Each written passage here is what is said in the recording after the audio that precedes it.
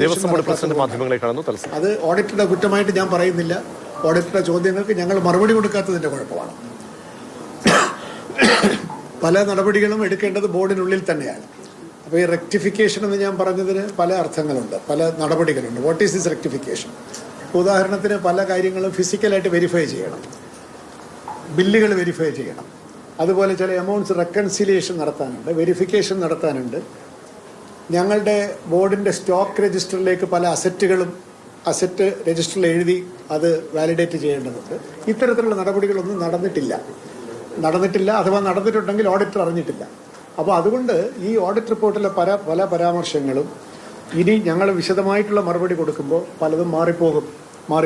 അതാണ് ഈ റിപ്പോർട്ടുകളുടെ പരാമർശങ്ങൾക്ക് കാരണം. ഞങ്ങളുടെ ഭാഗത്തു നിന്നുണ്ടായിട്ടുള്ള സമയോചിതമായിട്ട് കാര്യങ്ങൾ മറുപടി കൊടുക്കാത്തത് കൊണ്ടുണ്ടായ വീഴ്ചയാണ്. അപ്പോൾ ഈ റെക്ടിഫിക്കേഷൻ അടിയന്തരമായി നടത്തണം എന്നാണ് ഇന്ന് ബോർഡ് തീരുമാനിച്ചത്.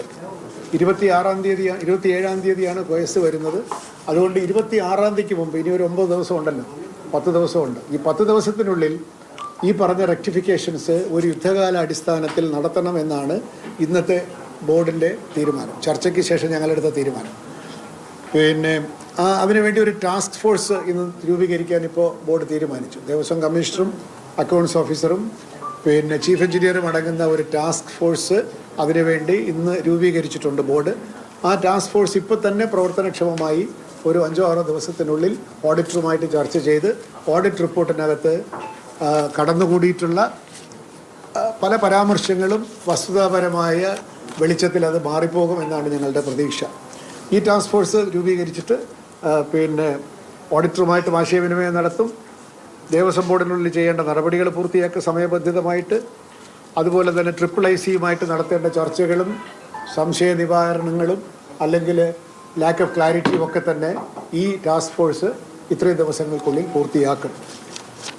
ചെലവ് അതിനകത്ത് ഞങ്ങളുടെ പിന്നെ കമ്മീഷണറും അക്കൗണ്ട്സ് ഓഫീസറും ചീഫ് എഞ്ചിനീയറും. ഈ ചെലവ് ഈ പ്രോസസ്സിനെ പറ്റി പറയുകയാണെങ്കിൽ ചെലവ് അധികരിച്ചെന്ന് തോന്നുന്ന കാര്യങ്ങളിലോ അല്ലെങ്കിൽ സപ്പോർട്ടിംഗ് ഡോക്യുമെൻറ്റ്സ് ഇല്ല എന്ന് പറയുന്ന കാര്യങ്ങളിലോ ഒക്കെ തന്നെ വിശദമായിട്ടുള്ള പഠനം നടത്തി ബില്ലില്ലാത്തതാണോ, നമ്മൾ കാണാത്തതാണോ, സമയത്ത് കിട്ടാത്തതാണോ തുടങ്ങിയ കാര്യങ്ങളിലൊക്കെ തന്നെ വ്യക്തത ഉണ്ടാകും. റീസണബിൾ അല്ലാത്ത ക്ലെയിംസ് ഉണ്ടെങ്കിൽ അത് റീസണബിൾ ആക്കണം. മറ്റൊന്ന്, എല്ലാ ക്ലെയിംസും അംഗീകരിക്കാൻ പറ്റില്ല. ഇപ്പോൾ ഉദാഹരണത്തിന് 4000 പേര് ബ്രേക്ക്ഫാസ്റ്റ് കഴിച്ചു എന്നുള്ളത് എന്താ അതിൻ്റെ അടിസ്ഥാനം? ഇത്തരത്തിലുള്ള കാര്യങ്ങളൊന്നും നമ്മൾ ചോദിച്ചിട്ടില്ല. വസ്തുതാപരമായി അദ്ദേഹത്തിൻ്റെ കുഴപ്പം കൊണ്ടല്ലെങ്കിലും ഓഡിറ്ററുടെ കുഴപ്പം കൊണ്ടല്ലെങ്കിലും എന്തോ തെറ്റായ പേപ്പറുകളുടെ അടിസ്ഥാനത്തിൽ ഇപ്പോൾ നന്ദഭജൻസിന് പൈസ കൊടുത്തു 8 ലക്ഷം രൂപ, അവരവിടെ വന്നിട്ടില്ല. ഇതൊക്കെ വസ്തുതാപരമായ പെശകുകളാണ് ഈ ഓഡിറ്റ് റിപ്പോർട്ടിൽ. അദ്ദേഹത്തിൻ്റെ കുഴപ്പം കൊണ്ടല്ലാന്ന് ഞാൻ എടുത്തു പറയുന്നത്. He's A professional. അയാൾക്ക് കിട്ടിയ മെറ്റീരിയൽസിൻ്റെ അടിസ്ഥാനത്തിൽ ഉണ്ടാക്കിയ റിപ്പോർട്ടിനകത്ത് വസ്തുതാപരമായ പെശകുകൾ ഞങ്ങളുടെ നോട്ടക്കുറവ് കൊണ്ട് വന്നിട്ടുണ്ട്. അത് പരിഹരിക്കും. എന്തായാലും താഴെ പറയുന്ന കാര്യങ്ങളിലാണ് ഒരു വ്യക്തത ഇന്ന് നമ്മൾ ഉണ്ടാക്കിയിട്ടുള്ളത്. ഒന്ന്, കഴിഞ്ഞ ബോർഡ് ശ്രീ പ്രശാന്തിൻ്റെ പ്രസിഡൻഷിപ്പിലുള്ള ബോർഡ്, ഇത് എനിക്ക് തോന്നുന്നത് ഈ IIICയുമായിട്ട് MOU ഒപ്പിട്ടതിന് ശേഷവും ആ എമൗണ്ട് 4.99 കോടി രൂപയായി ഇതിൻ്റെ ചെലവുകൾ നിജപ്പെടുത്തണം എന്ന് അന്നത്തെ ബോർഡ് ഒരു തീരുമാനമെടുത്തിരുന്നു. ബോർഡിൽ അന്ന് ഒരു മീറ്റിങ്ങിൽ ഒരു തീരുമാനമെടുത്തു.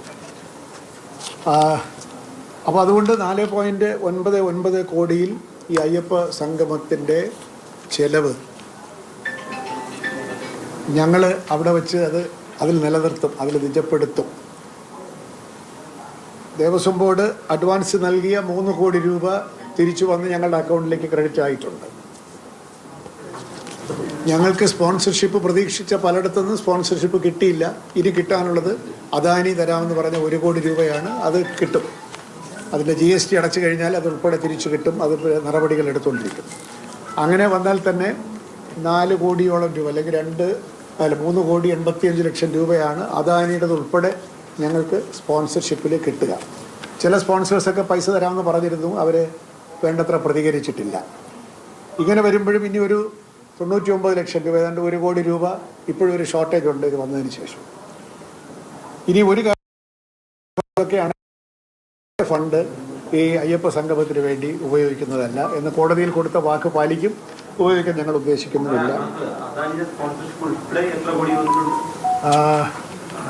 3.85 crores. അല്ല, അതങ്ങനെ വന്നുകൊണ്ടേയിരിക്കുന്നു. വരും, അവർ വരും, അത് വരുന്ന ഉറപ്പായിട്ടുണ്ട്. 385 കോടി രൂപ നമുക്കങ്ങനെ സ്പോൺസർഷിപ്പ് കിട്ടി. നമ്മളിപ്പോൾ കൊടുത്തു തീർക്കേണ്ട 499. കേരള ബാങ്കിൻ്റെ 85 ലക്ഷം രൂപ. അത് GST കൊടുത്തോണ്ട് 1 കോടിയിൽ അവർ GST കൊടുത്തിട്ട് 85 കിട്ടിയുള്ളൂ. അപ്പോൾ 1.85 അദാനിയുടെ 1. അപ്പോൾ അങ്ങനെ 2.85 അല്ല 3.85 നമുക്ക് സ്പോൺസർഷിപ്പ് വഴി വരുന്നത്. ഇനി കൊടുത്തു തീർക്കാനുള്ളത് 499 നമ്മൾ നിജപ്പെടുത്തുമ്പോൾ കൊടുത്തു തീർക്കാൻ ഇനിയും 1 കോടി 15 ലക്ഷം 1 കോടി ലക്ഷം രൂപ ഇനിയും ഉണ്ട്. അപ്പോൾ ബോർഡിൻ്റെ പൈസ ഏതായാലും എടുക്കുകയുമില്ല. ഫൈനൽ കണക്കുകൾ ഓഡിറ്റ് ചെയ്ത് കോടതി നിശ്ചയിച്ച സമയത്തിനുള്ളിൽ പുതിയ റിവൈസ്ഡ് ഓഡിറ്റ് റിപ്പോർട്ടും നമ്മുടെ സ്റ്റേറ്റ്മെൻറ്റ് ഓഫ് അക്കൗണ്ടും ഈ ടാസ്ക് ഫോഴ്സിൻ്റെ സഹായത്തോടു കൂടി 26-ാം തീയതി കോടതിയിൽ സമർപ്പിക്കും. അതോടുകൂടി ഈ പ്രശ്നം അവസാനിക്കും.